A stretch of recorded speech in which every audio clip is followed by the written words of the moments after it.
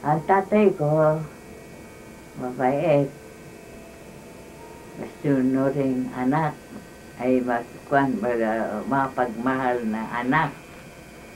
Ang mga anak niya, nung maliit kami, mabuti ang buhay namin. Mayroon kaming panaderya, nagrarasyon sa Statue Verde, kahit na hindi marunong sumulat, nakapareho ko, ganyan. Pero marami siyang kaibigan, no? Makwarta, masagana ang grasya. Nung mga kapatid ko, hindi nagtatrabaho na iba, may trabaho sila sa panaderya, sila ang nagkagawa ng tinapay. Ako, walang gawa, hindi punta sa yung mga kawawa, ano. Tapos, dadalang ko ng tinapay, ganyan. Yun. Hindi na ako, nakapag-aral ako, pero hanggang 3rd grade, nakalutang ko sa Katagalan, gano'n.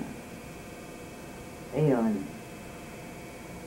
Ngano, dumating ang kapon, malalaki na kami. No? Ang tatay ko, ano na, ay, marami malaking kwan. Kaya lang, hindi ko alam kung paano simulain. Kera, wala na. Yung mga pahutang niya sa kampo, sa Statue Verde, hindi na niya nasingil. Dahil nagkagulo, no? Pero nung kwan, masagana ang grasya. Ay, ako talaga, hirap tuloy ng kaya ay, marami kasaysayan at pagdaway na kapon. Karoon ano, hirap pa nun pagkwan, mga dumating ng ang mga hapon.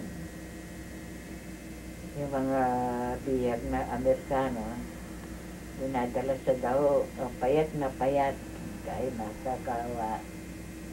Binibigyan namin rasyon, pagkain, ganyan. Yung kapatid ko ewan ko, tinayeta yata, yung bunso, namatay, hindi mo ano.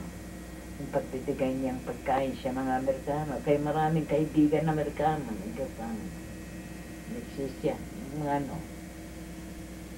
Wala, hindi namin alam kung paano, kung saan,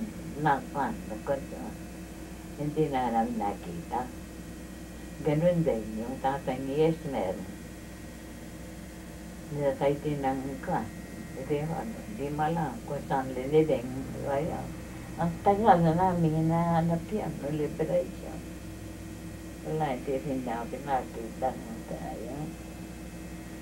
Maraming kasaysayan. Kaya, natatawa lang ako sa buhay ko. Marami kong hirap na dinanasan.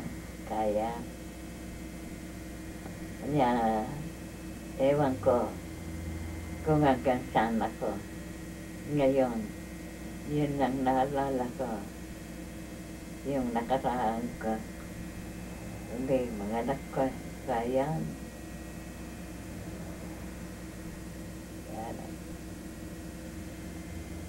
Sarap-sarap na tayo, magkatida. Ay, nako, nasayang. Ay, sana. Ang bahay namin, ginawa nilang na tinirangan ng mga hapon. Sinira-sira, nagkasunta.